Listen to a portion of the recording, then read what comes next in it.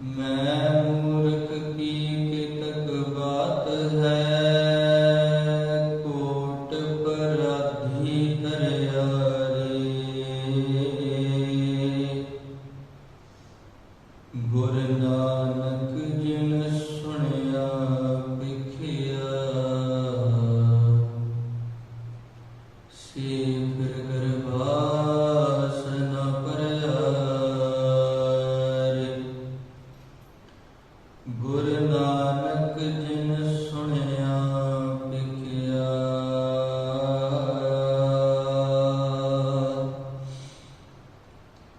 से फिर गर्भास न परया रे। ਵਾਹਿਗੁਰੂ ਸਾਹਿਬ ਜੀਓ। ਦਾਸਤਾਨ ਮਰਦ ਬਾਰੇ ਬਣੀ ਕਸਮ ਨੇਸਤ, ਕੇ ਇਜ਼ਤ ਗਵਾਹ ਅਸਤ ਵਿਜਦਾ ਯਕੇਸਤ। ਮਰਦ ਬਾਰੇ ਬਣੀ ਕਸਮ ਨੇਸਤ, ਕੇ ਇਜ਼ਤ ਗਵਾਹ ਅਸਤ ਵਿਜਦਾ ਯਕੇਸਤ। परम सन्मानयोग जुगो जुग अटल चवर छत्र तख्त दे मालिक प्रतागदीप सुभायमान सतगुरु धन साहिब श्री गुरु ग्रंथ साहिब जी महाराज तिन्हां दी पावन पवित्र और निगी गुरु दा आनंद माण रहे गुरु प्यारे सतसंगी जनों। सतगुरु जी ने अपार कृपा रहमत की है, अपार बख्शिश की है, जो सत संगत दियां अमोलक घड़ियां साडी झोली विच पाईयां हन। आओ जी जितने शरीर जुड़ में बैठे हाँ, करिए रसना पवित्र, कोई भी रसना मांझी न रहे। सारे रंग आखो जी वाहिगुरू जी का खालसा, वाहिगुरू जी की फतेह। सतगुरु जी की कृपा रहमत सदका जो ਆਪਾਂ ਧੰਨ ਗੁਰੂ ਗੋਬਿੰਦ ਸਿੰਘ ਮਹਾਰਾਜ ਜੀ ਦੀ ਪਾਵਨ ਹੱਥ ਲਿਖਤ ਇਤਿਹਾਸਕ ਰਚਨਾ ਜਫਰਨਾਮਾ, ਜਿਸ ਦੀ ਵਿਚਾਰ ਕੱਲ ਰੋਜ਼ ਤੋਂ ਪ੍ਰਾਰੰਭ ਕੀਤੀ ਹੈ। ਸਤਿਗੁਰੂ ਜੀ ਨੇ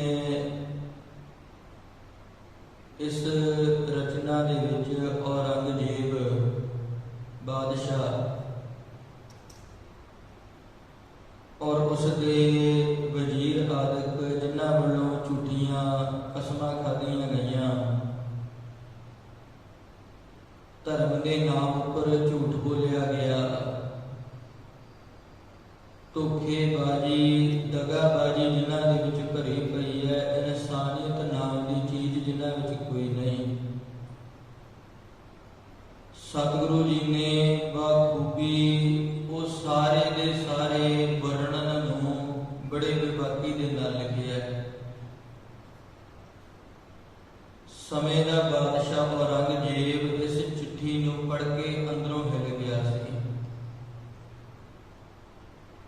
धन गुरु गोबिंद सिंह महाराज जी ने जिस समय ये चिट्ठी भेजी, इस चिट्ठी नूं औरंगजेब बादशाह ने पढ़िया कि वो इस चिट्ठी नूं पढ़न तो बाद अपने अंदरों टुटण लग पिया सी भी मैं अपनी जिंदगी च गुनाह बड़े कर लेने, पाप बड़े कर लेने। सतगुरु धन साहिब श्री गुरु गोबिंद सिंह महाराज जी जो वचन फरमा रहे हैं, आओ जी आपां उन्हां वचनां दे विचार नाल जुड़ना करिए जी। वाहिगुरू ਸਾਹਿਬ ਜੀਓ। ਦਾਸਤਾਨ ਮਰਦ ਬਾਰੇ ਬੜੀ ਕਸਮ ਨੇਸਤ। दास्तान कहानी जिहड़ी दसी जा रही है, क्योंकि इस तो पिछे जो 12 शेर सन, उन्हां शेरां दे विच सतगुरु धन गुरु गोबिंद सिंह महाराज जी ने उस मालिक परमात्मा दे विराट स्वरूप का वर्णन किया है। ਜਿਹੜਾ ਮਾਲਕ ਪ੍ਰਮਾਤਮਾ ਆਪਣੇ ਸੇਵਕ ਦੀ ਰਾਖੀ ਕਰਨ ਵਾਲਾ ਤੇ ਜਿਹਦੇ ਉੱਪਰ ਸਤਿਗੁਰੂ ਜੀ ਨੇ ਅਟਲ ਭਰੋਸਾ ਅਟਲ ਵਿਸ਼ਵਾਸ ਰੱਖਿਆ। ਇਸ ਤੋਂ ਅੱਗੇ ਧੰਨ ਗੁਰੂ ਗੋਬਿੰਦ ਸਿੰਘ ਮਹਾਰਾਜ ਜੀ ਜੋ ਦਾਸਤਾਨ ਹੈ, ਜੋ ਅਸਲ ਕਹਾਣੀ ਹੈ, ਉਹ ਕਹਿ ਰਹੇ ਨੇ। ਸਤਿਗੁਰੂ ਜੀ ਕਹਿੰਦੇ ਵੀ ਜਿਸ ਸਮੇਂ ਮੈਂ ਅਨੰਦਪੁਰ ਸ਼ਹਿਰ ਦੇ ਵਿੱਚ ਸੀ ਨਾ, ਔਰ ਰੰਗਿਆ ਤੇਰੇ ਜਿਹੜੇ ਸਿਪਾਹੀ ਸਨ ਨਾ, ਉਹਨਾਂ ਨੇ ਤੇਰੇ ਵਜ਼ੀਰਾਂ ਨੇ 6-7 ਮਹੀਨੇ ਦਾ ਲੰਮਾ ਘੇਰਾ ਪਾਇਆ। ਵੇਖ ਕਮਾਲ ਦੀ ਗੱਲ ਵੀ ਮੇਰੇ ਜਿਹੜੇ ਸਿੰਘ ਅੰਦਰ ਸਨ ਕਿਲੇ ਦੇ, ਉਹਨਾਂ ਕੋਲੇ ਖਾਣ ਦੇ ਲਈ ਕੁਝ ਨਹੀਂ ਸੀ ਬਚਿਆ। ਵੇਖ ਮੇਰੇ ਅੰਦਰ ਜਿਹੜੇ ਸਿੰਘ ਸਨ ਨਾ, ਮੇਰੇ ਨਾਲ ਜੰਗ ਲੜ ਰਹੇ ਸਨ, ਉਹਨਾਂ ਕੋਲੇ ਲੜਨ ਦੇ ਵਾਸਤੇ ਵਧੀਆ ਹਥਿਆਰ ਨਹੀਂ ਸੀ। ਉਹਨਾਂ ਕੋਲੇ ਲੀੜਾ ਕੱਪੜਾ ਵੀ, ਕਿਉਂਕਿ ਵਪਾਰ ਆਦਿ ਵੀ ਸਾਰਾ ਇਸ ਜੰਗ ਕਰਕੇ ਬੰਦ ਹੋ ਚੁੱਕਾ ਸੀ। ਅਨੰਦਪੁਰ ਸ਼ਹਿਰ ਵਿੱਚ ਨਾ ਕੁਝ ਆਉਂਦਾ ਸੀ ਤੇ ਨਾ ਕੁਝ ਬਾਹਰ ਜਾਂਦਾ ਸੀ। ਵੇਖੋ ਰੰਗਿਆ ਕਿਲੇ ਦੇ ਅੰਦਰ, ਸ਼ਹਿਰ ਦੇ ਅੰਦਰ ਕੁਝ ਵੀ ਇਦਾਂ ਦਾ ਨਹੀਂ ਸੀ ਜਿਹਨੂੰ ਵੇਖ ਕੇ ਅਸੀਂ ਹੌਸਲਾ ਕਰ ਸਕਦੇ ਹੋਈਏ। ਪਰ ਵੇਖ ਅਸੀਂ ਫਿਰ ਵੀ ਹਿੰਮਤ ਨਹੀਂ ਛੱਡੀ, ਹੌਸਲਾ ਨਹੀਂ ਹਾਰਿਆ, ਘਬਰਾਏ ਨਹੀਂ। ਅਸੀਂ ਉਸ ਅਕਾਲ ਪੁਰਖ ਮਾਲਕ ਪਰਮਾਤਮਾ ਦੇ ਭਰੋਸੇ ਦੇ ਅੰਦਰ, ਕਿਲੇ ਦੇ ਅੰਦਰੋਂ ਫਿਰ ਵੀ ਜੰਗ ਲੜਦੇ ਰਹੇ ਹਾਂ। ਪਰ ਰੰਗਿਆ ਤੇਰੀ ਜਿਹੜੀ ਸੈਨਾ ਚੜ ਕੇ ਆਈ ਸੀ, ਇਹ ਸੈਨਾ ਜਿਹੜੀ ਹੈ ਨਾ, ਇਸ ਸੈਨਾ ਨੂੰ ਵੇਖ, ਇਹਨਾਂ ਕੋਲੇ ਹਰ ਰੋਜ਼ ਨਵੀਂ ਤੋਂ ਨਵੀਂ ਸਹੂਲਤ, ਨਵਾਂ ਤੋਂ ਨਵਾਂ ਹਥਿਆਰ, ਤੋਪਖਾਨਾ ਬਰੂਦ ਇਹਨਾਂ ਦੇ ਕੋਲ, ਬੰਦੂਕਾਂ ਇਹਨਾਂ ਕੋਲ, ਹੋਰ ਘੋੜੇ ਆਦਿਕ ਜਿਹੜੇ ਸਾਧਨ ਨੇ ਉਹ ਇਹਨਾਂ ਦੇ ਕੋਲ। ਪਰ ਫਿਰ ਵੀ ਵੇਖ ਤੇਰੇ ਜਿਹੜੇ ਇਹ ਸੈਨਿਕ ਨੇ, ਕਿੰਨੇ ਇਹ ਕੱਚੇ ਹੋਣਗੇ। ਘਬਰਾਉਣਾ ਤੇ ਅੰਦਰ ਬੈਠਿਆਂ ਨੂੰ ਚਾਹੀਦਾ ਸੀ, ਉਹ ਨਹੀਂ ਘਬਰਾਏ, ਇਹ ਬਾਹਰ ਬੈਠੇ ਘਬਰਾ ਗਏ। ਵੇਖਿਆ ਕਿ ਜੰਗ ਇੰਨੀ ਲੰਮੀ ਚੱਲ ਗਈ, ਇਹ ਘਬਰਾ ਗਏ ਤੇ ਇਹਨਾਂ ਨੇ ਉਸ ਸਮੇਂ ਤੇਰੇ ਨਾਮ ਦੇ ਉੱਪਰ ਝੂਠੀਆਂ ਚਿੱਠੀਆਂ ਲਿਖ ਕੇ ਭੇਜੀਆਂ ਨੇ। ਤੇ ਸਾਡੇ ਕਈ ਇਤਿਹਾਸਕਾਰ ਜਦੋਂ ਗੱਲ ਕਰਦੇ ਨੇ ਨਾ, ਉਹ ਕਹਿਣਗੇ ਜੀ ਵਜ਼ੀਰ ਖਾਂ ਹੋਣਾ ਨੇ ਜਿਹੜਾ ਇਹ ਕਰਮ ਕੀਤਾ, ਇਹਦੇ ਵਿੱਚ ਔਰੰਗਜ਼ੇਬ ਦਾ ਕੋਈ ਦੋਸ਼ ਨਹੀਂ, ਉਹਨੂੰ ਤੇ ਪਤਾ ਹੀ ਨਹੀਂ ਸੀ। ਪਰ ਸਤਿਗੁਰੂ ਜੀ ਸਿੱਧਾ ਔਰੰਗਜ਼ੇਬ ਨੂੰ ਸੰਬੋਧਨ ਹੋ ਰਹੇ ਨੇ। ਕਹਿੰਦੇ ਇਹ ਕਿਵੇਂ ਹੋ ਸਕਦਾ ਵੀ ਔਰੰਗਜ਼ੇਬ ਤੇਰੇ ਤੋਂ ਬਿਨਾਂ ਪੁੱਛੇ ਤੋਂ ਐਡਾ ਵੱਡਾ ਕਾਰਜ ਹੋ ਗਿਆ ਹੋਵੇ, ਤੈਨੂੰ ਪਤਾ ਹੀ ਨਾ ਲੱਗਾ ਹੋਵੇ ਵੀ ਐਡਾ ਵੱਡਾ ਕਾਰਜ ਜਿਹੜਾ ਹੋ ਗਿਆ ਹੋਵੇ। ਅਸਲ ਦੇ ਵਿੱਚ ਜਦੋਂ ਇਤਿਹਾਸ ਨੂੰ ਪੜ੍ਹੀ ਜਾਂਦਾ ਤੇ ਇਸ ਗੱਲ ਦਾ ਅੰਦਾਜ਼ਾ ਸਹਿਜੀ ਲੱਗ ਜਾਂਦਾ ਹੈ ਵੀ ਜਿਹੜੇ ਪਹਾੜੀ ਰਾਜੇ ਸਨ, ਇਹ ਜਦੋਂ ਚਿੱਠੀਆਂ ਲਿਖਦੇ ਸਨ ਨਾ ਸਤਿਗੁਰੂ ਜੀ ਦੇ ਵਿਰੁੱਧ, ਤੇ ਕੰਨਾਂ ਦੇ ਕੱਚੇ ਬਾਦਸ਼ਾਹ ਔਰੰਗਜ਼ੇਬ ਨੇ ਗੱਲਾਂ ਦੀ ਪੈਰਵਾਈ ਨਹੀਂ ਕਰਵਾਈ ਵੀ ਸੱਚ ਕੀ ਹੈ ਤੇ ਝੂਠ ਕੀ ਹੈ। ਇਹਨਾਂ ਗੱਲਾਂ ਦੇ ਵਿੱਚ ਸੱਚਾਈ ਕਿੰਨੀ ਹੈ ਤੇ ਝੂਠ ਕਿੰਨਾ, ਉਹਨੇ ਇਹਦੀ ਖੋਜ ਨਹੀਂ ਕਰਵਾਈ। ਉਹਨੇ ਪਹਾੜੀ ਰਾਜਿਆਂ ਦੀਆਂ ਚਿੱਠੀਆਂ ਦੇ ਉੱਪਰ ਭਰੋਸਾ ਕੀਤਾ ਤੇ ਹੁਕਮ ਦੇ ਦਿੱਤਾ ਵੀ ਜਿਵੇਂ ਵੀ ਹੋ ਸਕਦਾ ਹੈ, ਇਹ ਬਗਾਵਤ ਦੀ ਲਹਿਰ ਉੱਠ ਰਹੀ ਹੈ, ਇਹ ਬਗਾਵਤ ਦੀ ਲਹਿਰ ਨੂੰ ਦਬਾਓ। ਇਸੇ ਕਰਕੇ ਸਮੁੱਚੇ ਦੇ ਘਟਨਾਕ੍ਰਮ ਦਾ ਦੋਸ਼ੀ ਔਰੰਗਜ਼ੇਬ ਜੀ ਹੈ, ਕਿਉਂਕਿ ਹੁਕਮ ਉਹ ਦੇ ਕੇ ਗਿਆ ਵੀ ਇਹਨੂੰ ਜਿਵੇਂ ਵੀ ਦਬਾਇਆ ਜਾ ਸਕਦਾ ਉਵੇਂ ਦਬਾਓ। ਫਿਰ ਕੋਈ ਕਾਰਜ ਭਾਵੇਂ ਉਹਨੂੰ ਪੁੱਛ ਕੇ ਕੀਤਾ ਹੋਵੇ ਤੇ ਭਾਵੇਂ ਬਿਨਾਂ ਪੁੱਛੇ ਹੋਵੇ, ਕਿਉਂਕਿ ਹੁਕਮ ਦੇਣ ਵਾਲਾ ਉਹ ਹੈ। ਮਗਰ ਧੰਨ ਗੁਰੂ ਗੋਬਿੰਦ ਸਿੰਘ ਮਹਾਰਾਜ ਜੀ ਸਮਝਾ ਰਹੇ ਨੇ, ਕਹਿੰਦੇ ਮਰਾ ਐਤਬਾਰੇ ਬਰੇ ਕਸਮ ਦੇਸ। ਕਹਿੰਦੇ ਔਰੰਗਿਆ ਮੈਨੂੰ ਰੰਚਕ ਜਿੰਨਾ ਵੀ ਐਤਬਾਰ ਨਹੀਂ, ਮੈਂ ਥੋੜਾ ਜਿੰਨਾ ਵੀ ਭਰੋਸਾ ਤੇਰੇ ਉੱਪਰ ਨਹੀਂ ਸੀ ਕਰਦਾ। ਜੇ ਕਿਤੇ ਤੂੰ ਆਪਣੀ ਗੱਲ ਕਰਦਾ ਨਾ ਜੀ, ਮੈਂ ਇਹ ਗੱਲ ਕਹਿ ਰਿਹਾ, ਸਤਿਗੁਰੂ ਜੀ ਕਹਿੰਦੇ ਮੈਂ ਬਿਲਕੁਲ ਹੀ ਭਰੋਸਾ ਨਹੀਂ ਸੀ ਕਰਨਾ ਤੇਰੇ ਤੇ, ਕਿਉਂਕਿ ਮੈਂ ਜਾਣਦਾ ਤੂੰ ਮਕਾਰ ਹੈ। तेरी बिरती लोमड़ी वर्गी है। तू इदां दीयां चालां खेड के इदां दी जिहड़ी राजनीति है ये राजनीति खेड के तू अपने आप नूं सियाणा समझदा है। ते सतगुरु जी कहंदे मैं बिल्कुल ही भरोसा नहीं सी करना तेरे उपर, जिहड़ियां ये कसमां जे खाधियां गईयां ने मैनूं रंचक मात्र भी भरोसा विश्वास नहीं इन्हां दे उपर कि इज़्द गवास्त यज़दा यकेस्त। सतगुरु जी कहंदे इस गल दा गवाह वो मालिक परमात्मा है। इस गल की गवाही वो अकाल पुरख मालिक परमात्मा ने भरनी है, जेड़ा सदा स्थिर रहन वाला अस्त सच है। वो मालिक परमात्मा इस गल की गवाही भरदा भी हो रंगिया मैं तेरे उपर जरा जिन्ना भी भरोसा नहीं कदे कीता, तेरे उपर मैं थोड़ा जिन्ना भी विश्वास नहीं कीता। कहते फिर तू हुण आखे भी जे मेरे ते विश्वास नहीं सी ते फिर आ तुसी शहर खाली क्यों कीता, कादी खातर तुसी ये शहर जेड़ा खाली करके तुर पए। ते सतगुरु जी अगे बचन उचारदे हन ना खतरा मरायत बारे बरोस्त। सतगुरु जी कहंदे भी भाई मैनू रंचक जिन्ना भी भरोसा तेरे जेड़े अहलकार ने उन्हां दे उत्ते भी नहीं। तू सोचे ना भी मैं तेरे ते विश्वास नहीं करदा ते आ वजीर खां अरगे भीमचंद वर्गियां ते विश्वास होएगा मैं तां आनंदपुर दा किला छड्ड दित्ता। सतगुरु जी कहंदे नहीं मैनू ना तेरे उपर भरोसा ना तेरे ये जेड़े वजीर ने इन्हां दे उपर कोई भरोसा है। कि बख्शी व देवा हम है किस्ब गोस्त। तेरे जेड़े ये मुंशी आदक ने जेड़े चिट्ठियां लिख के भेजण वाले ने तमाम ये मनुख तेरे अधीन चलण वाले। सतगुरु जी कहंदे मैं रंचक मात्र भी भरोसा नहीं करदा सी इन्हां उपर। कसे काल पुराण बुलंद ऐतबार।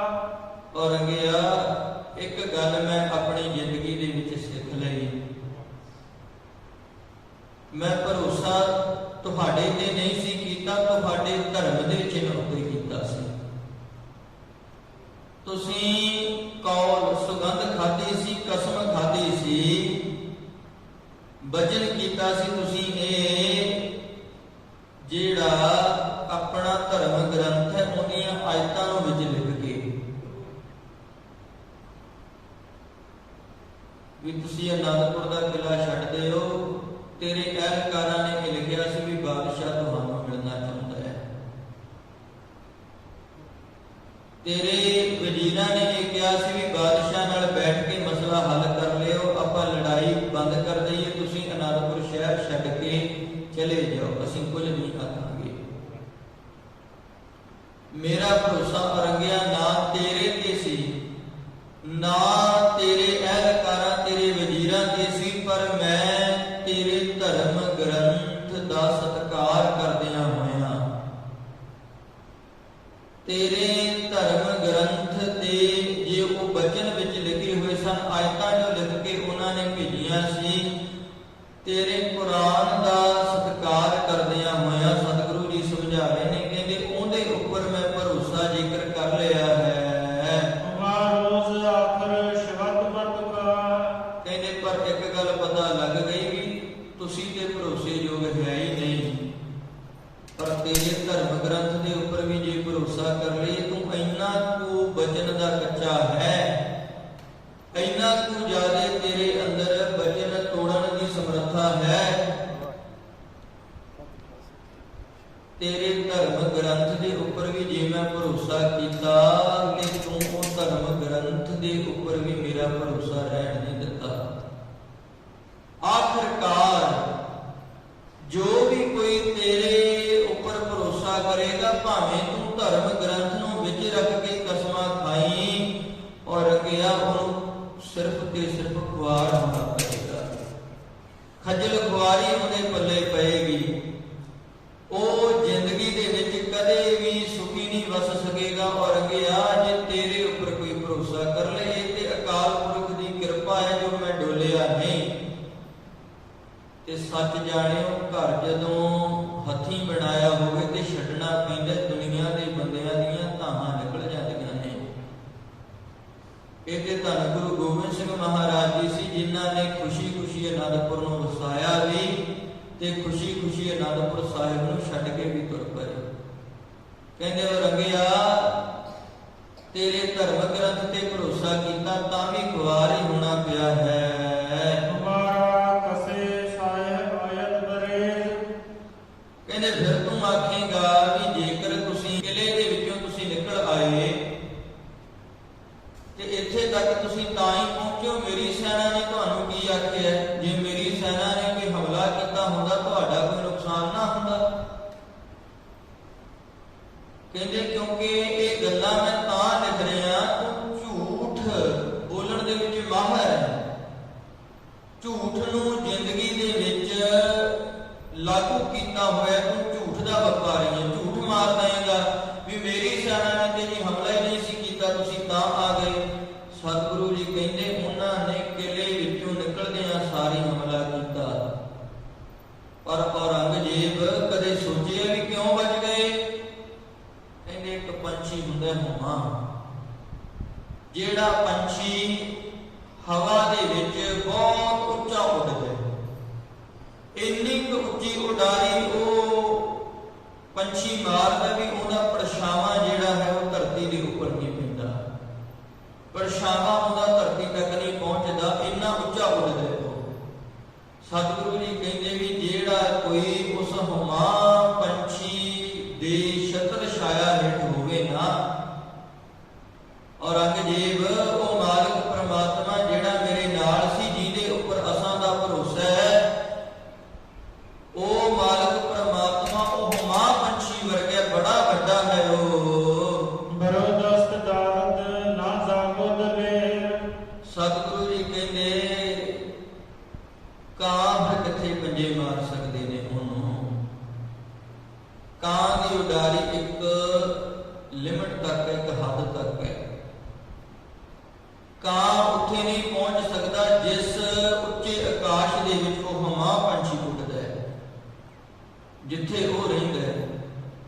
ਸਤਿਗੁਰੂ ਜੀ ਕਹਿੰਦੇ ਵੀ ਭਾਈ ਵੇਖ ਔਰੰਗਜ਼ੇਬ, ਤੇਰੇ ਵਰਗੇ ਕਾਂ ਬਿਰਤੀ ਦੇ ਬੰਦੇ, ਤੇਰੇ ਵਰਗੇ ਤੇਰੇ ਸਿਪਾਹੀ ਨੇ ਜਿਹੜੇ, ਇਹਨਾਂ ਵਰਗੇ ਇਹ ਮੇਰਾ ਕੀ ਵਿਗਾੜ ਸਕਦੇ ਸੀ ਜਦੋਂ ਮੈਂ ਉਸ ਮਾਲਕ ਪ੍ਰਮਾਤਮਾ ਦੀ ਛਤਰ ਛਾਇਆ ਹੇਠ ਸੀ।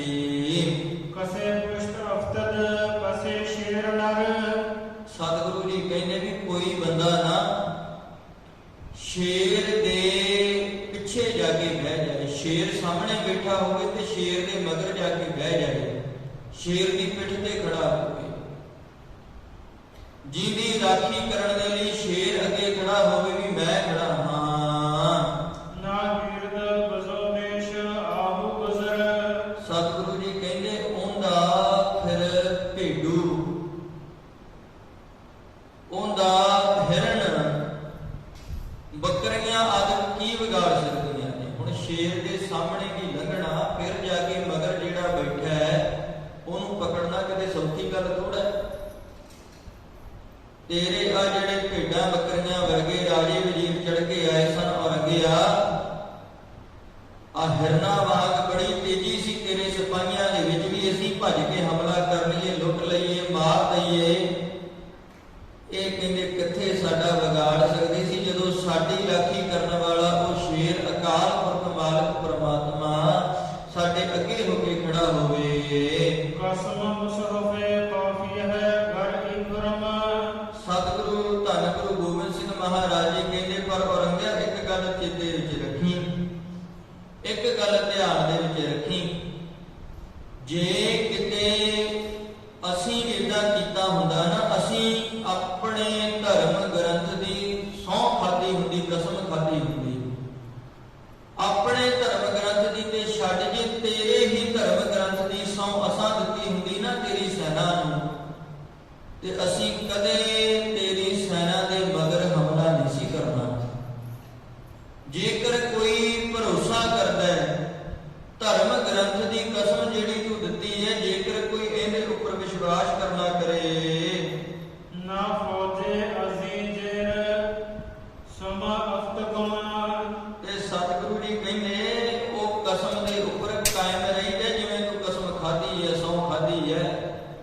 ਉਹ 100 ਦੇ ਉੱਪਰ ਤੈਨੂੰ ਖੜਨਾ ਚਾਹੀਦਾ ਸੀ।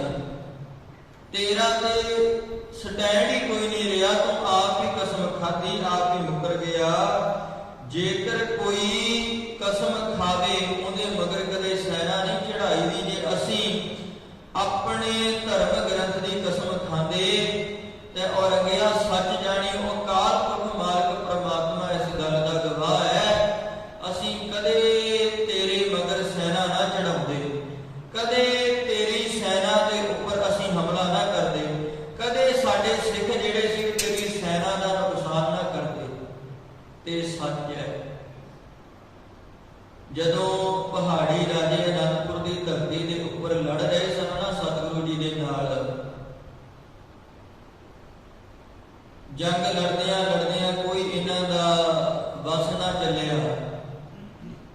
ਮਸਤਿਆ ਹਾਥੀ ਲੈ ਆਏ। ਉਹ ਹਾਥੀ ਜਿਹੜਾ ਸੀ ਜੰਗ ਦੇ ਮੈਦਾਨ ਵਿੱਚ, ਉਹ ਵੀ ਬਾਬੇ ਬਚਿੱਤਰ ਸਿੰਘ ਨੇ ਜਿਵੇਂ ਆਇਆ ਸੀ ਉਵੇਂ ਬੇਰੰਗ ਮੋੜਤਾ। ਕੇਸਰੀ ਚੰਦ ਦਾ ਸਿਰ ਵੱਢ ਲਿਆ ਭਾਈ ਉਦੈ ਸਿੰਘ ਨੇ। ਅਗਲਾ ਦਿਨ ਹੋਇਆ, ਭੂਪ ਚੰਦ ਸੀ ਜਿਹੜਾ, ਉਹ ਜੰਗ ਦੇ ਮੈਦਾਨ ਦੇ ਵਿੱਚ ਆਇਆ। ਸੰਸਾਰ ਚੰਦ ਸੀ ਜਿਹੜਾ, ਉਹ ਆਇਆ। ਘੁਮੰਡ ਚੰਦ ਜਿਹੜਾ ਬੜੇ ਹੰਕਾਰ ਦੇ ਨਾਲ ਭਰਿਆ ਸੀ, ਕਹਿੰਦਾ ਮੈਂ ਅੱਜ ਦੀ ਜੰਗ ਲੜਨੀ ਹੈ। ਉਹ ਜੰਗ ਲੜਨ ਦੇ ਲਈ ਗਿਆ, ਪਰ ਕਮਾਲ ਦੀ ਗੱਲ ਵੀ ਸਤਿਗੁਰੂ ਜੀ ਦੇ ਸਿੰਘ ਐਸੇ ਬਹਾਦਰੀ ਦੇ ਨਾਲ ਲੜੇ। ਇਹ ਘੁਮੰਡ ਚੰਦ ਜਿਹੜਾ ਆਪਣੇ ਆਪ ਨੂੰ ਸੂਰਮਾ ਸਮਝਦਾ ਸੀ ਨਾ, ਸਾਰਾ ਦਿਨ ਪੱਥਰ ਦੇ ਓਲਿਓਂ ਬਾਹਰ ਨਹੀਂ ਨਿਕਲਿਆ, ਇੱਕ ਪੱਥਰ ਦਾ ਆਸਰਾ ਲੈ ਕੇ ਬੈਠਾ ਰਿਹਾ ਸਾਰਾ ਦਿਨ। ਸ਼ਾਮ ਹੋਈ, ਇਹ ਜਦੋਂ ਨਿਕਲ ਕੇ ਤੁਰਨ ਲੱਗਾ, ਇੱਕ ਗੋਲੀ ਚੱਲੀ, ਜ਼ਖਮੀ ਹੋ ਕੇ ਡਿੱਗ ਪਿਆ। ਇਹਨੂੰ ਚੁੱਕਿਆ ਇਹਦੇ ਨਾਲ ਦੇ ਸਾਥੀਆਂ ਨੇ। ਜਦੋਂ ਭੀਮ ਚੰਦ ਕੋਲ ਲੈ ਕੇ ਆਏ ਤੇ ਗੱਲਾਂ ਬਾਤਾਂ ਕਰਦੇ ਨੇ, ਕਹਿੰਦੇ ਆਪਾਂ ਤਾਂ ਐਵੇਂ ਬੰਦੇ ਮਰਵਾਈ ਜਾਂਦੇ ਆ, ਐਵੇਂ ਜੰਗ ਲੜੀ ਜਾਂਦੇ ਆ, ਬੜਾ ਨੁਕਸਾਨ ਕਰਵਾ ਲਿਆ। ਕਹਿੰਦੇ ਹੁਣ ਕੀ ਕਰੀਏ? ਕਹਿੰਦੇ ਉਹਨਾਂ ਨੂੰ ਪਤਾ ਹੀ ਨਾ ਲੱਗੇ, ਆਪਾਂ ਰਾਤ ਦੇ ਹਨੇਰੇ ਦੇ ਵਿੱਚ ਜੰਗ ਦਾ ਮੈਦਾਨ ਛੱਡੀਏ ਤੇ ਨਿਕਲ ਜਾਈਏ ਇੱਥੋਂ। ਨਿਕਲ ਗਏ। ਜਦੋਂ ਇਹਨਾਂ ਦੀ ਪੈਰ ਚਾਲ ਦੀ ਖਬਰ ਅਨੰਦਪੁਰ ਸ਼ਹਿਰ ਦੇ ਵਿੱਚ ਬੈਠੇ ਸਿੱਖਾਂ ਪਾਸ ਪਹੁੰਚੀ, ਤੇ ਸਿੱਖਾਂ ਨੇ ਉਸੇ ਸਮੇਂ ਘੋੜਿਆਂ ਤੇ ਕਾਠੀਆਂ ਪਾਈਆਂ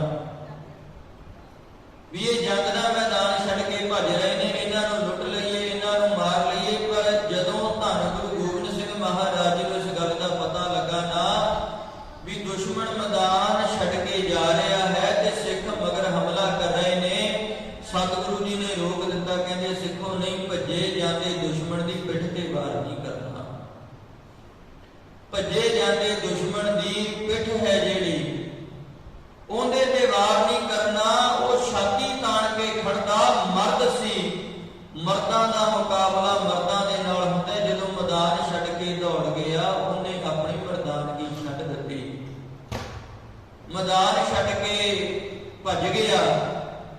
ਉਹਦੇ ਅੰਦਰ ਦੀ ਮਰਦਾਨਗੀ ਜਿਹੜੀ ਸੀ ਉਹ ਖਤਮ ਹੋ ਗਈ। ਤੇ ਐਸੇ ਭੱਜੇ ਜਾਂਦੇ ਦੁਸ਼ਮਣ ਦੀ ਪਿੱਠ ਤੇ ਕਦੇ ਵਾਰ ਨਹੀਂ ਕਰੀਦਾ ਸਿੱਖਾ। ਸਤਿਗੁਰੂ ਜੀ ਨੇ ਸਿੱਖਾਂ ਨੂੰ ਰੋਕ ਦਿੱਤਾ ਸੀ। ਸਤਿਗੁਰੂ ਜੀ ਸਮਝਾ ਰਹੇ ਨੇ, ਕਹਿੰਦੇ ਔਰੰਗਿਆ ਅਸੀਂ ਕਿਤੇ ਧਰਮ ਗ੍ਰੰਥ ਦੀ ਸਹੁੰ ਖਾਂਦੇ ਨਾ। ਅਸੀਂ ਕਹਿੰਦੇ ਕਦੇ ਵੀ ਏਦਾਂ ਨਹੀਂ ਸੀ ਕਰਨਾ ਵੀ ਆਪ ਹੀ ਆਪਣੇ ਧਰਮ ਗ੍ਰੰਥ ਦੀ ਕਸਮ ਖਾ ਲਈ, ਆਪ ਹੀ ਮੁੱਕਰ ਗਏ। ਕਦੇ ਵੀ ਤੇਰੀ ਫੌਜ ਦੇ ਉੱਪਰ ਅਸੀਂ ਹਮਲਾ ਨਾ ਕਰਦੇ।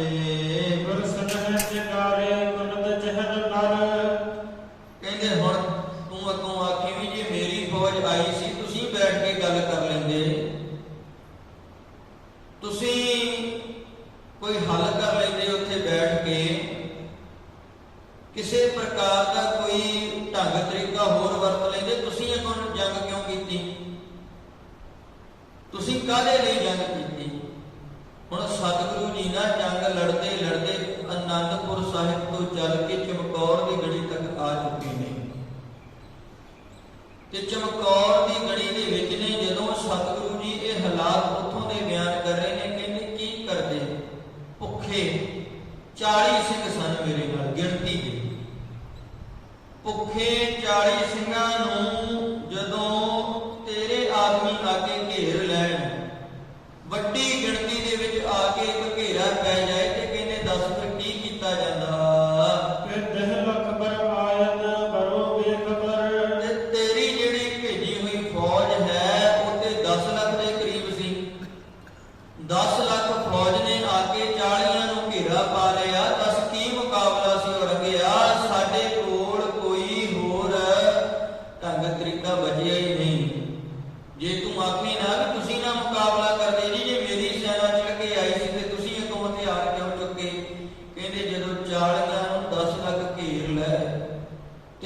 40 ਨੇ ਜਿਹੜੇ ਉਹ ਵੀ ਭੁੱਖਣ ਪਾਣੇ ਹੋਣ। ਕਹਿੰਦੇ ਫਿਰ ਔਰੰਗਿਆ ਤੂੰ ਹੀ ਦੱਸ ਕਿਹੜਾ ਰਸਤਾ ਵੱਜਦਾ ਹੈ। ਕਹਿੰਦੇ ਵੇਖ ਫਿਰ ਤੂੰ ਕਹਿੰਦੇ ਕਹੇ ਵੀ ਮੇਰੇ ਲੋਕ ਤੇ ਬੜੇ ਵਾਅਦੇ ਦੇ ਪੱਕੇ ਨੇ। ਕਹਿੰਦੇ ਪਰ ਨਾ ਭਾਈ, ਪੈਮਾ ਸ਼ਿਕਨ ਉਹਦੇ ਵਚਨ ਤੋੜਨ ਵਾਲੇ ਨੇ, ਵਚਨ ਉੱਤੇ ਖੜਨ ਵਾਲੇ ਨਹੀਂ। ਇੱਕੋ ਦਮ ਤੇਜ਼ੀ ਦੇ ਨਾਲ ਆ ਕੇ ਉਹਨਾਂ ਨੇ ਤੇ ਸਾਹ ਲੈਣ ਦਾ ਮੌਕਾ ਵੀ ਨਹੀਂ ਦਿੱਤਾ। ਇੰਨੀ ਤੇਜ਼ੀ ਦੇ ਨਾਲ ਆਮਦਨ, ਇੰਨੀ ਤੇਜ਼ੀ ਦੇ ਨਾਲ ਆ ਕੇ ਉਹਨਾਂ ਨੇ ਹਮਲੇ ਕਰਨੇ ਸ਼ੁਰੂ ਕਰ ਦਿੱਤੇ। ਜਿਸ ਤਰ੍ਹਾਂ ਤੇਗ ਹੈ ਜਿਹੜੀ ਮਿਆਨ ਦੇ ਵਿੱਚੋਂ ਨਿਕਲਦੀ ਹੈ, ਜਿਸ ਤਰ੍ਹਾਂ ਤੀਰ ਹੈ ਜਿਹੜਾ ਕਮਾਨ ਦੇ ਵਿੱਚੋਂ ਨਿਕਲਦਾ ਹੈ, ਜਿਸ ਪ੍ਰਕਾਰ ਬੰਦੂਕ ਹੈ ਉਹਦੇ ਵਿੱਚੋਂ ਗੋਲੀ ਨਿਕਲਦੀ ਹੈ। ਸਤਿਗੁਰੂ ਜੀ ਕਹਿੰਦੇ ਇੰਨੀ ਤੇਜ਼ੀ ਦੇ ਨਾਲ ਤੇਰੀ ਸੈਨਾ ਚੜ ਕੇ ਆਈ। 10 ਲੱਖ ਦੀ ਤੇਰੀ ਸੈਨਾ ਤੇ ਇੰਨੀ ਤੇਜ਼ੀ ਦੇ ਨਾਲ ਚੜ ਕੇ ਆਈ। ਕਾਹਦੇ ਵਾਸਤੇ? ਵੀ ਜਿਹੜੇ ਉਹ 40 ਅੰਦਰ ਬੈਠੇ ਨੇ ਉਹਨਾਂ ਨੂੰ ਪਕੜਨਾ ਹੈ। ਜਿਹੜੇ 40 ਗੜੀ ਦੇ ਅੰਦਰ ਨੇ ਉਹਨਾਂ 40 ਦੇ ਨਾਲ ਮੁਕਾਬਲਾ ਕਰਨਾ। ਤੇ ਤੇਰਾ ਇਹ 10 ਲੱਖ ਚੜ ਕੇ ਆਇਆ ਸੀ ਔਰੰਗਿਆ।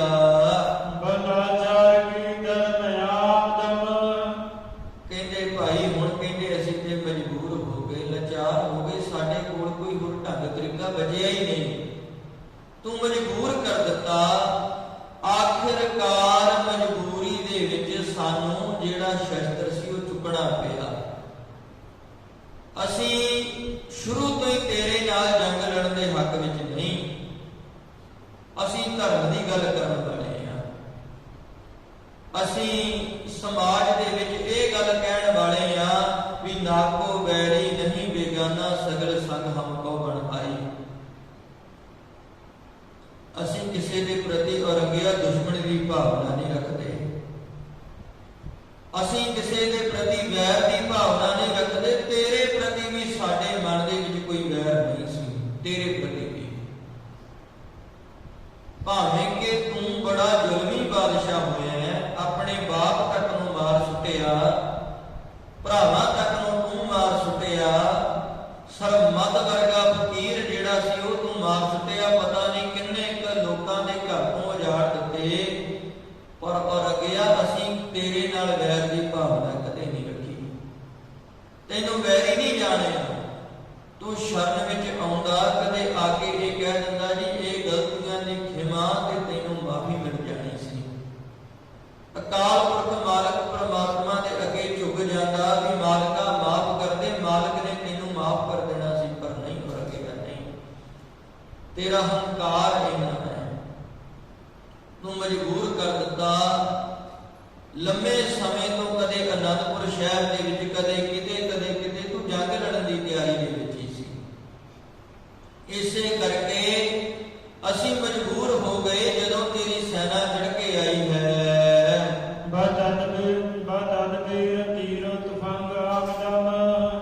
ਕਹਿੰਦੇ ਉਹ ਤੇ ਆਏ ਵੀ ਫਿਰ ਏਦਾਂ ਨਹੀਂ ਕਿ ਤੂੰ ਆਖੇ ਵੀ ਉੱਤੇ ਜੀ ਗੱਲ ਕਰਨ ਦੇ ਲਈ ਆਏ ਸੀ, ਤੁਸੀਂ ਪਹਿਲਾਂ ਹੀ ਹਮਲੇ ਕਰ ਦਿੱਤੇ ਵੀ ਗੱਲ ਤੇ ਸੁਣ ਲੈਂਦੇ।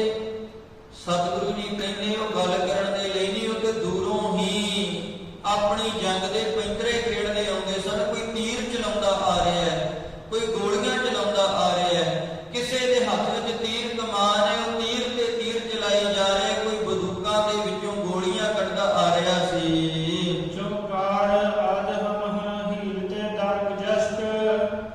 ਔਰੰਗਿਆ ਜਦੋਂ ਹੁਣ ਸਾਰੇ ਹੀਲੇ ਵਸੀਲੇ ਖਤਮ ਹੋ ਜਾਣ,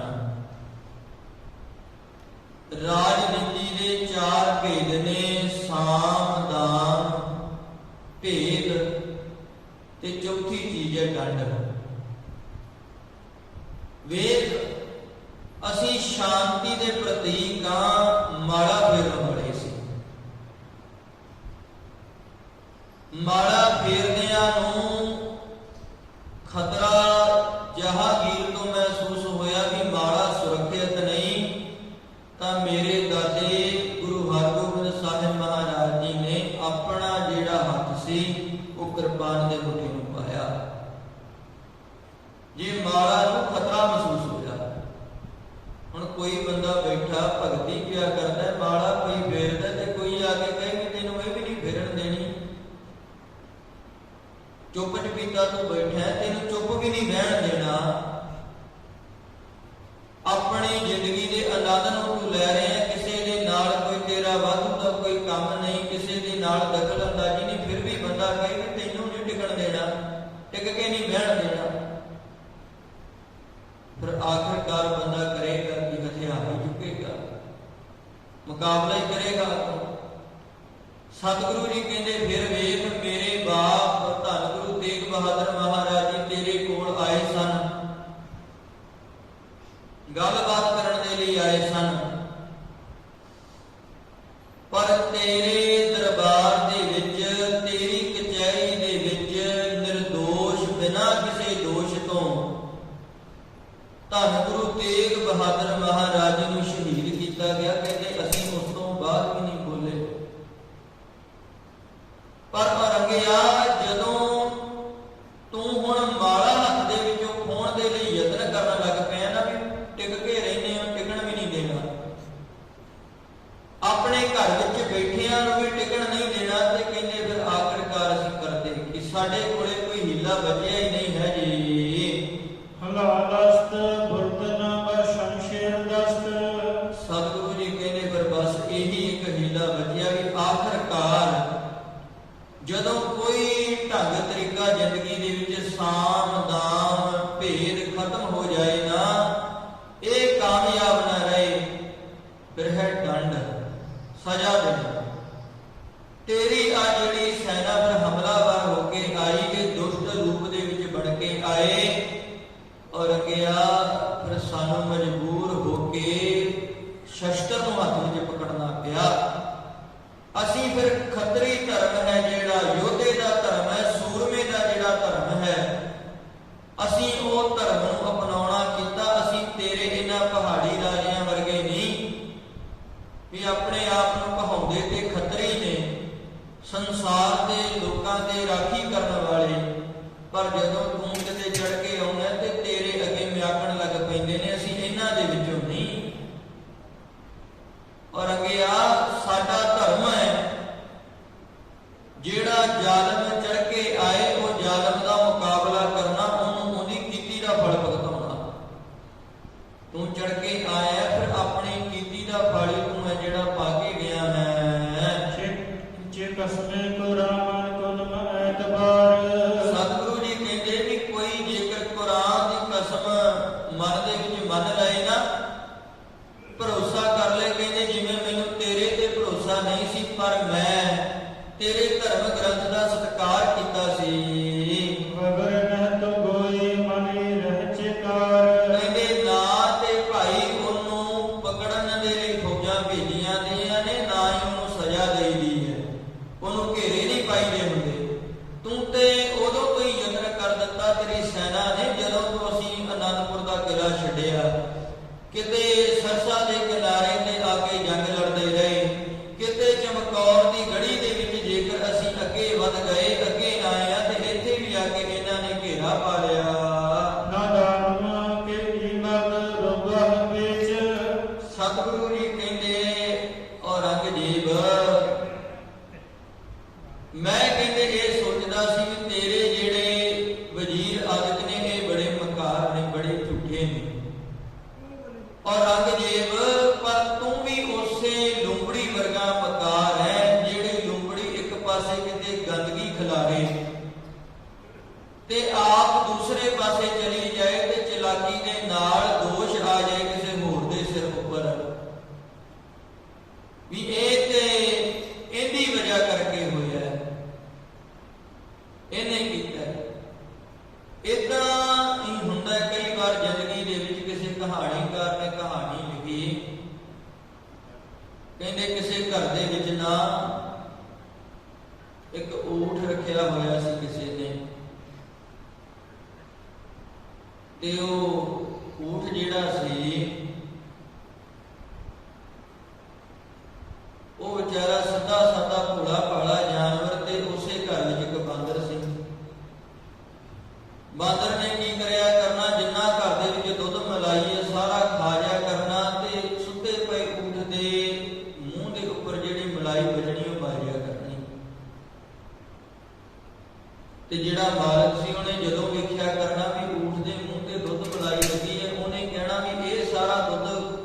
ਗਿਆ, ਇਹਨੇ ਸਾਰਾ ਨੁਕਸਾਨ ਕਰਤਾ, ਉਹਨੇ ਪਕੜ ਕੇ ਉਹਨੂੰ ਕੁੱਟ ਦਿਆ ਕਰਨਾ। ਕਰਨਾ ਕਿਸੇ ਹੋਰ ਨੇ, ਭੁਗਤਣਾ ਕਿਸੇ ਹੋਰ ਨੂੰ ਪੈਣਾ। ਔਰੰਗਜ਼ੇਬ ਤੂੰ ਉਸੇ ਚਲਾਕ ਲੂੰਬੜੀ ਵਰਗਾ ਹੈ ਜਿਹੜੀ ਗੰਦਗੀ ਖਿਲਾਰਦੀ ਹੈ ਤੇ ਆਪ ਪਾਸੇ ਹੋ ਜਾਂਦੀ ਹੈ, ਆਪ ਪਾਸੇ ਹੋ ਜਾਂਦੀ ਹੈ, ਨਾਮ ਕਿਸੇ ਹੋਰ ਦਾ ਲੱਗ ਜਾਂਦਾ ਹੈ, ਫਸ ਕੋਈ ਹੋਰ ਜਾਂਦਾ ਹੈ। ਉਸੇ ਵਕਾਰ ਲੂੰਬੜੀ ਵਰਗਾ ਹੈ ਤੂੰ। ਸਤਿਗੁਰੂ ਜੀ ਕਹਿੰਦੇ ਮੈਂ ਜੇ ਤੇਰੇ ਧਰਮ ਗ੍ਰੰਥ ਦੀਆਂ ਕਸਮਾਂ ਤੇ ਭਰੋਸਾ ਨਾ ਕਰਦਾ, ਤੇਰੇ ਧਰਮ ਗ੍ਰੰਥ ਦਾ ਸਤਿਕਾਰ ਨਾ ਕਰਦਾ,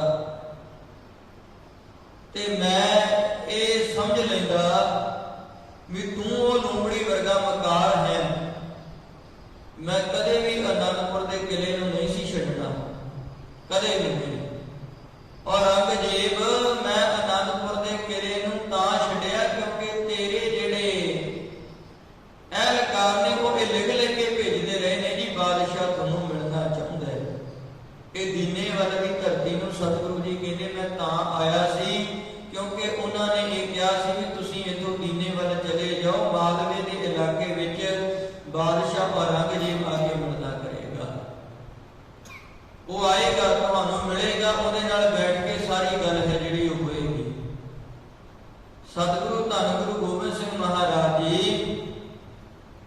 ਸਮਝਾ ਰਹੇ ਨੇ, ਕਹਿੰਦੇ ਔਰੰਗਿਆ ਨਹੀਂ ਤੇ ਮੇਰਾ ਇਸ ਰਸਤੇ ਆਉਣ ਦਾ ਕੋਈ ਬਣਦਾ ਹੀ ਨਹੀਂ ਸੀ, ਮੈਂ ਇਸ ਰਸਤੇ ਤੇ ਤਾਂ ਤੁਰਿਆ ਕਿਉਂਕਿ ਤੂੰ ਜਿਹੜਾ ਬਚਨ ਹੈ ਉਹ ਲਿਖ ਕੇ ਭੇਜਿਆ ਸੀ ਆਪਣੇ ਅਹਿਲਕਾਰਾਂ ਦੇ ਰਾਹੀਂ।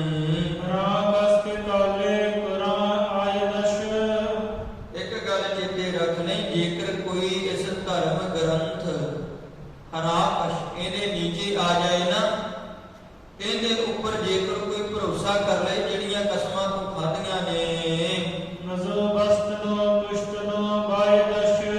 ਨਾ ਤੇ ਉਹਨੂੰ ਕੋਹਣਾ ਚਾਹੀਦਾ ਤੇ ਨਾ ਹੀ ਉਹਨੂੰ ਬੰਨਣਾ ਚਾਹੀਦਾ ਹੈ।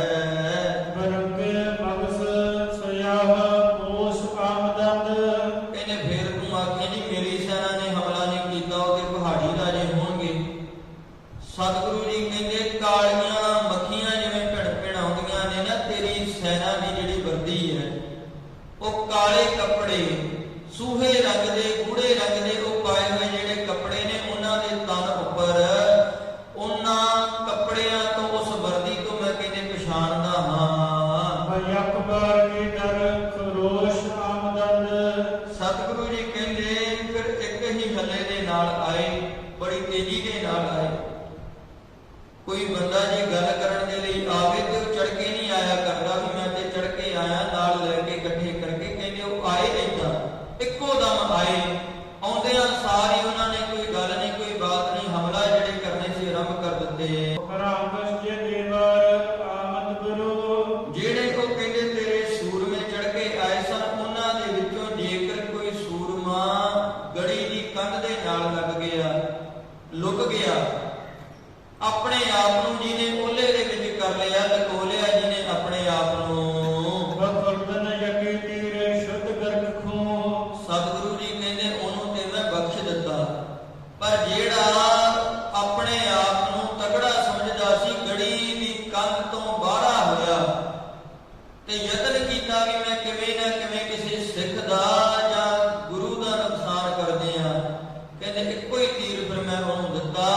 ਉਸ ਇੱਕੋ ਤੀਰ ਦੇ ਨਾਲ ਸਤਿਗੁਰੂ ਜੀ ਕਹਿੰਦੇ ਭਾਈ ਉਹ ਜਿਹੜੇ ਤੇਰੇ ਕਹਿੰਦੇ ਕਹਾਉਂਦੇ ਸੂਰਮੇ ਸਨ ਨਾ, ਉਹ ਧਰਤੀ ਦੇ ਵਿੱਚ ਗਰਕ ਹੋ ਗਏ। ਤੇ ਜਿਹੜਾ ਦੀਵਾਰ ਤੋਂ ਬਾਹਰ ਨਹੀਂ ਆਇਆ, ਦੀਵਾਰ ਦੇ ਓਲੇ ਦੇ ਵਿੱਚ ਹੀ ਰਹਿ ਗਿਆ।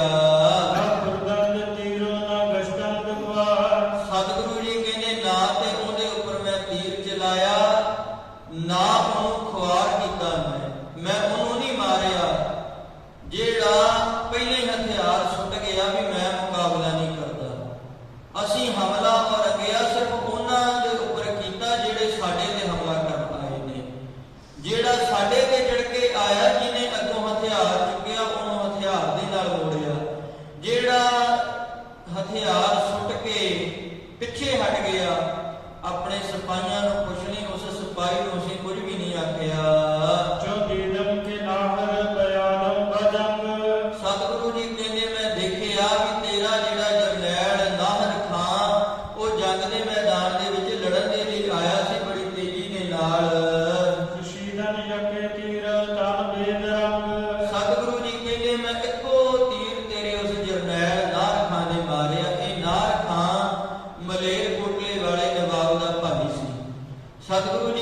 ਇੱਕੋ ਤੀਰ ਮੈਂ ਉਹਦੇ ਮਾਰਿਆ, ਉਸ ਇੱਕੋ ਤੀਰ ਦਾ ਸਦਕਾ ਉਹ ਧਰਤੀ ਦੇ ਉੱਪਰ ਸਦਾ ਦੇ ਲਈ ਸੌਂ ਗਿਆ। ਹਮ ਆਖਰ ਗੁਰੇਜ਼ ਬਜਾਏ ਖੁਦ ਆਪ, ਤੇ ਜਿਹੜੇ ਸਾਥੀ ਇਹਦੇ ਨਾਲ ਚੜ ਕੇ ਆਏ ਸਨ ਨਾਹਰ ਖਾਂ ਦੇ, ਬਸੇ ਪੁਨਹ ਖੁਰਦੰਦ ਬੇਰੂ ਬਜ਼ਾਰ। ਸਤਿਗੁਰੂ ਜੀ ਕਹਿੰਦੇ ਉਹ ਸੂਰਮੇ ਜਦੋਂ ਉਹਨਾਂ ਨੇ ਵੇਖਿਆ ਵੀ ਸਾਡਾ ਜਰਨੈਲ ਮਰ ਗਿਆ, ਇਹ ਡਿੱਗ ਪਿਆ, ਤੇ ਉਹ ਮਗਰੇ ਹੀ ਮਗਰ ਪਿੱਛੇ ਹੀ ਭੱਜ ਗਏ। ਉਹਨਾਂ ਵਿੱਚ ਹਿੰਮਤ ਹੀ ਨਾ ਬਚੀ ਜੰਗ ਦੇ ਮੈਦਾਨ ਵਿੱਚ ਲੜਨ ਦੀ। ਅਸੀਂ 40 ਸਾਂ, ਤੇਰੇ 10 ਲੱਖ ਸਨ, ਫਿਰ ਵੀ ਵੇਖ ਬਹਾਦਰੀ ਸਾਡੇ ਸਿੰਘਾਂ ਦੀ ਤੇ ਆਪਣੇ ਬੰਦਿਆਂ ਦੀ ਕਾਇਰਤਾ ਵੇਖ। ਅਫਗਾਨ ਜੀਰਗ ਬਿਆਮਤ ਬਜੰਗ, ਕਹਿੰਦੇ ਤੇਰਾ ਇੱਕ ਜਰਨੈਲ ਹੋਰ ਅਫਗਾਨ ਖਾਂ, ਜਿਹਨੇ ਮਰਦਾਂ ਵਾਂਗ ਦੇ ਨਾਲ ਹਮਲਾ ਕਰਨ ਦਾ ਯਤਨ ਕੀਤਾ, ਜਿਹਨੇ ਮਰਦਾਨਗੀ ਦਿਖਾਈ ਤੇ ਉਹ ਚੜ ਕੇ ਆਇਆ ਗੜੀ ਦੇ ਵੱਲ ਨੂੰ। ਜੋ ਸੈਲੇ ਰਵਾ ਹਮ ਜੋ ਤੀਰੋ ਤੁਫੰਗ, ਕਹਿੰਦੇ ਬੜੇ ਢੰਗ ਤਰੀਕਿਆਂ ਦੇ ਨਾਲ ਕਦੇ ਤੀਰ ਆਦਿਕ ਉਹਨੇ ਚਲਾਏ, ਕਦੇ ਉਹਨੇ ਗੋਲੀਆਂ ਆਦਿਕ ਚਲਾਉਣਾ ਕੀਤੀਆਂ। ਬਸੇ ਹਮਲੇ ਕਰਦੰਦ ਬਰਦਾਨ ਕੀ, ਕਹਿੰਦੇ ਜਿਹੜਾ ਉਹ ਬਹਾਦਰੀ ਦੇ ਨਾਲ ਲੜ ਰਿਹਾ ਸੀ ਨਾ, ਬੜੀ ਮਰਦਾਨਗੀ ਤੇ ਸੂਰਮਤਾਈ ਦੇ ਨਾਲ ਲੜਿਆ। ਕਹਿੰਦੇ ਆਖਿਆ ਜਾ ਸਕਦਾ ਹੈ ਵੀ ਤੇਰਾ ਜਿਹੜਾ ਇਹ ਜਰਨੈਲ ਸੀ, ਇਹ ਮਰਦਾਂ ਦੇ ਵਿੱਚੋਂ ਗਿਣਿਆ ਜਾਂਦਾ ਹੈ।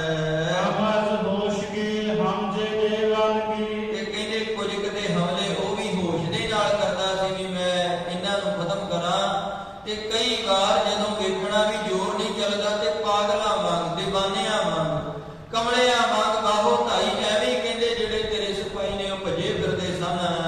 ਬਸੇ ਹਮਲੇ ਕਰਦਾ ਹੈ ਬਸੇ ਜਸਮ ਖੁਰਦ, ਸਤਿਗੁਰੂ ਜੀ ਕਹਿੰਦੇ ਵੀ ਉਹ ਜਿਹੜਾ ਸੀ ਉਹਨੇ ਬਥੇਰੇ ਹਮਲੇ ਕੀਤੇ, ਬਥੇਰੇ ਜਿਹੜੇ ਜ਼ਖਮ ਸੀ ਉਸ ਸੂਰਮੇ ਨੇ ਆਪਣੇ ਤਨ ਦੇ ਉੱਪਰ ਖਾਧੇ। ਜੋ ਕਸਰਾ ਬਜਾ ਕਸਤ ਜਾ ਹਮ ਸਪੁਰਦ, ਪਰ ਵੇਖ ਲੈ ਤੇਰਾ ਇਹ ਜਿਹੜਾ ਸੂਰਮਾ ਇਨੀ ਬਹਾਦਰੀ ਦੇ ਨਾਲ ਲੜਿਆ ਨਾ, ਤੇਰੇ ਇਸੇ ਸੂਰਮੇ ਅਫਗਾਨ ਖਾਨ ਦੇ ਨਾਲ ਲੜਦਿਆਂ ਹੋਇਆ ਮੇਰੇ ਜਿਹੜੇ ਦੋਨੋਂ ਪੁੱਤਰ ਸੀ ਬਾਬਾ ਅਜੀਤ ਸਿੰਘ ਤੇ ਬਾਬਾ ਜੁਝਾਰ ਸਿੰਘ, ਇਹਦਾ ਮੁਕਾਬਲਾ ਕਰਦਿਆਂ ਹੋਇਆ ਮਰਦਾਂ ਦੇ ਵਾਂਗ ਲੜ ਕੇ ਜੰਗ ਦੇ ਮੈਦਾਨ ਵਿੱਚ ਸ਼ਹੀਦ ਹੋਏ।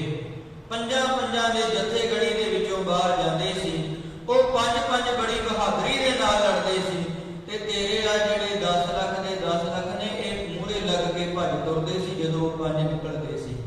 ਬੜੀ ਬਹਾਦਰੀ ਦੇ ਨਾਲ ਲੜਿਆ, ਲੜਦਿਆਂ ਆਖਰਕਾਰ ਇਹ ਜਿਹੜਾ ਅਫਗਾਨ ਖਾਂ ਸੀ, ਇਹ ਸਾਡੇ ਸ਼ਸਤਰਾਂ ਦੀ ਭੇਟਾ ਚੜ ਗਿਆ।